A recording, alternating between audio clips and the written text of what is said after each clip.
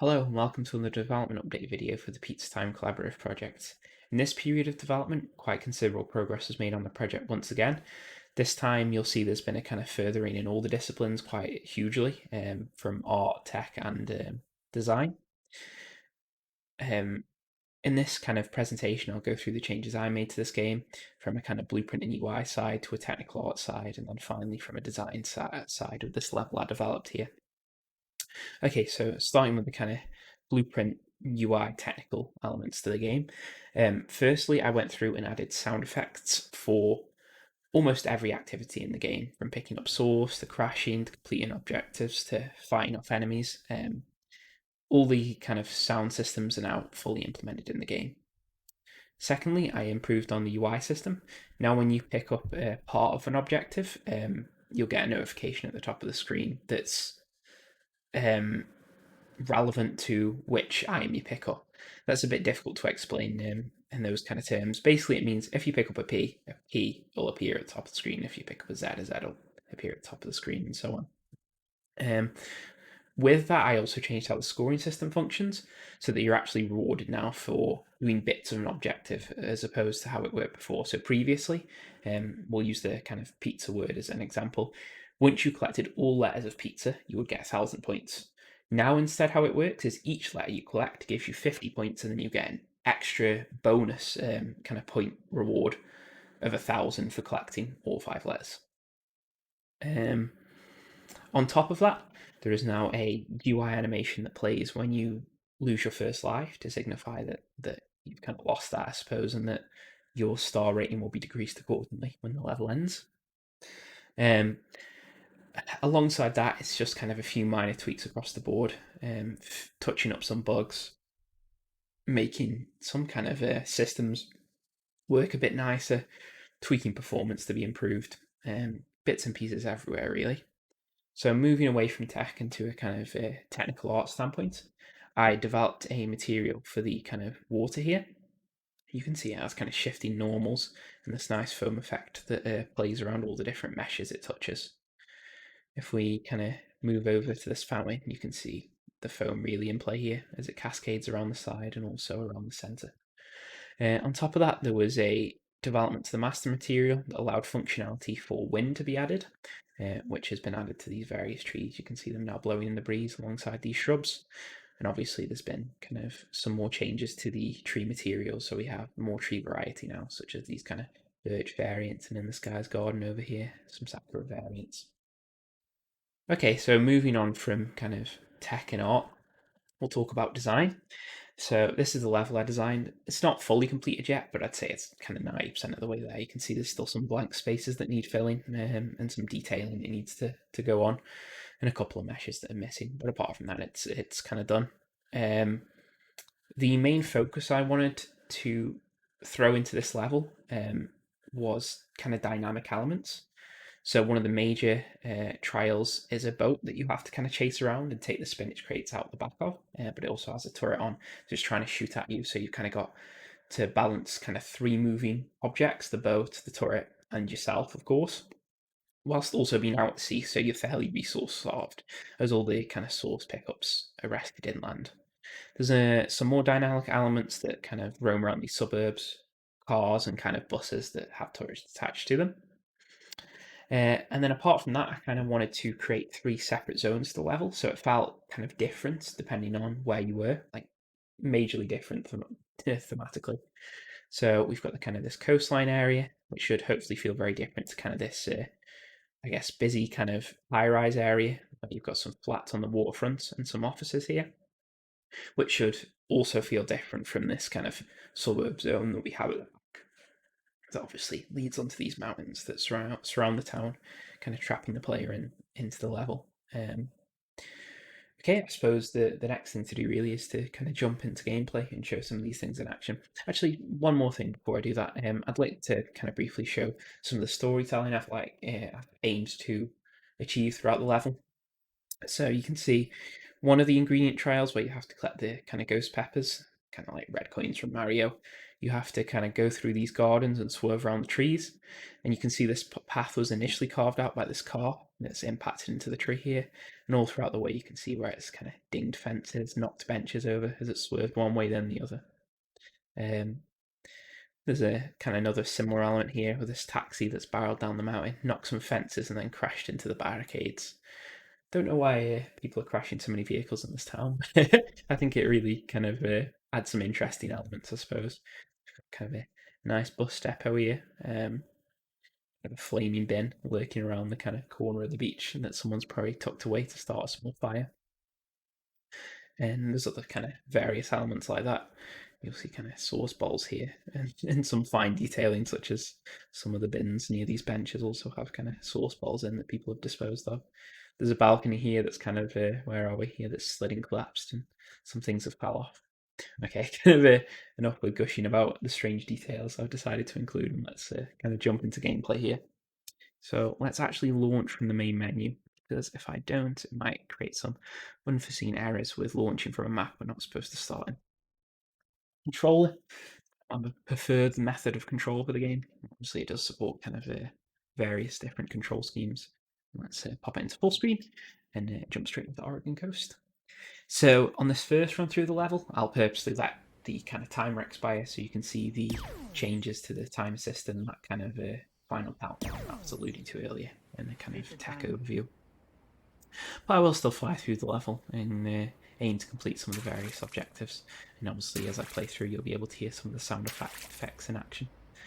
Okay, so let's first activate this crane, which you can see actually now has UI all around it, so the players shouldn't miss out on what they're supposed to do here. Let's start the engine, have it crush the statue. You might have also seen that the wrecking ball now has this kind of nice string and kind of flow to it, which was previously missing. Okay, the first of many objectives. I want to kind of showcase off this boat I was talking about earlier. Just try and avoid this cannon because it can be quite deadly if it gets you in its line of sight. Though if we kind of sneak around the corner here, we should be able to dodge the line of sight. A bit risky. Oh, and there we go. It nailed me. Well, that's another thing I forgot to mention. There is now a variety to the death messages that occur, so it's not kind of the same stock message every time. Some of these messages might be a little bit mean to the player, taking inspiration from the kind of Tony Hawk's games that we've drawn a lot of inspiration from during this project. Let's sneak around the corner of the beach here and grab one of the pizza letters. And if you glance to the top left, you'll see our timer slowly fading from green to red. At the moment, we're kind of at a sewer yellow. Let's be very careful as we move through the street here. Oh, to not get splattered by a car. I also updated the respawn system during this kind of development period so that the player always respawns at the closest respawn point as opposed to a random one, which was how it was previously working, alongside some improvements to the kind of, I suppose, source firing system to make it clearer. Oh, there we go, we thudded there. To make it clearer what you're hitting. You might have actually noticed something there, that the second we died, this puzzle reset. That happens with a lot of the puzzles now, so that players aren't kind of waiting around for the puzzle to finish up before they can give another stab at it. The second they die and respawn, they can restart the puzzle. You might have also noticed, and this is very subtle, talking of subtle details, that Toby's eyebrows now kind of slowly move up and down. Just makes him a little bit more expressive, feel a little bit more alive. Spin our way through these various rings here. There we go, you can see we've collected some red onion for our pizza. Actually swerve between some of these houses here to grab myself another pizza layer.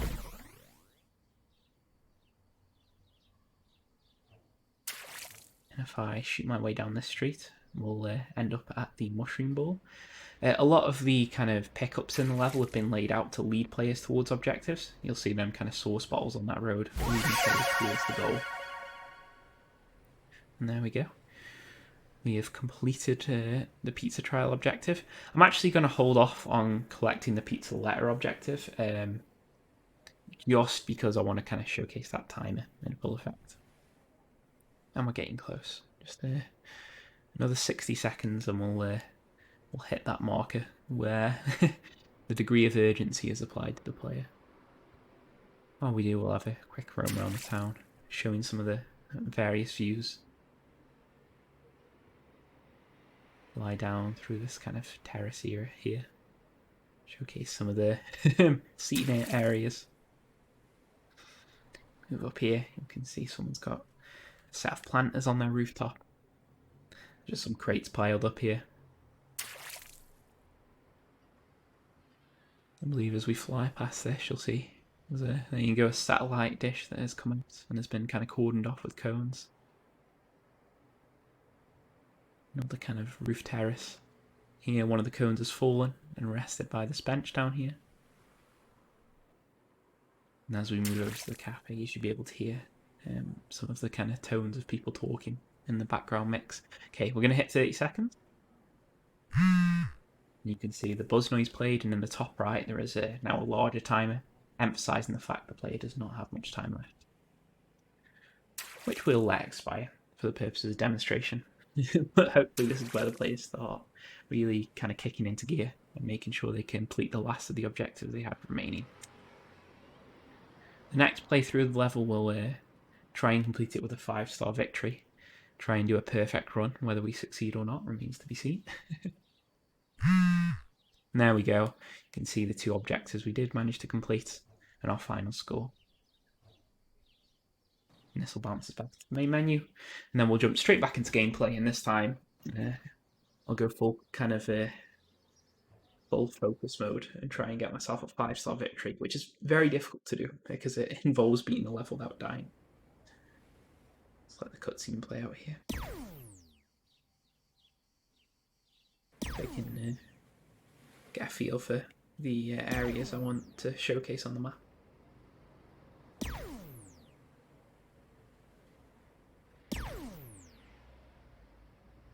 There we go.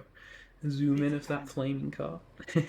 Okay, so I believe the best route I've found so far through the level is to grab our first letter there, spin dash our way down to this challenge, and be quick but careful as we navigate through the various tree hazards. Ooh, that was a bit spicy.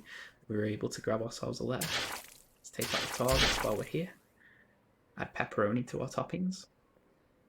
Now this is the real tricky section. I'm going to try and take out the cannon. There we go, so it doesn't give us too much bother as we're trying to fly through these rings.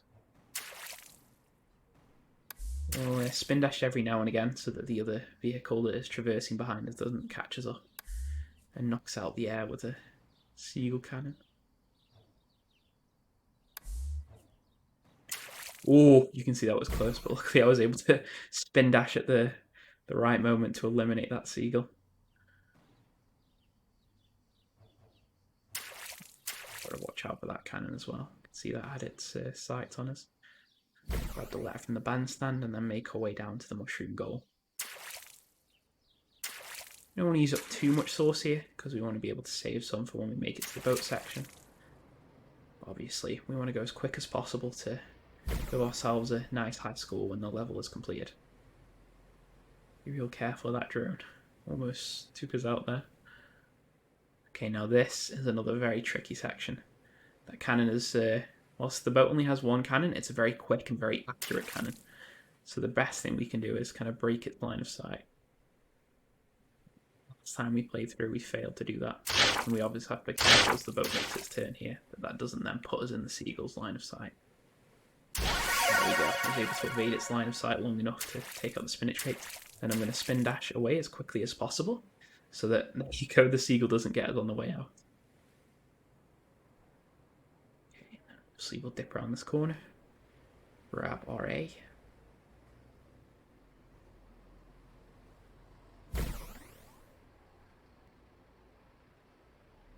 Now this is actually a fairly easy pizza layer, but it has caught me off guard a couple of times with me approaching it from an awkward angle.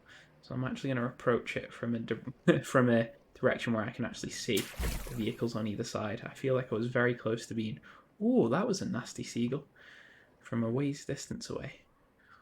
Ooh, I actually just realised we missed one of the letters when we were up in the suburbs. Cost us a long time. Let's fill up the crane while we're here and then go grab that letter we missed earlier. It's also a fairly risky letter because it's near the kind of moving cannons. There it is. Be very careful as we grab this. I really don't want to lose our life.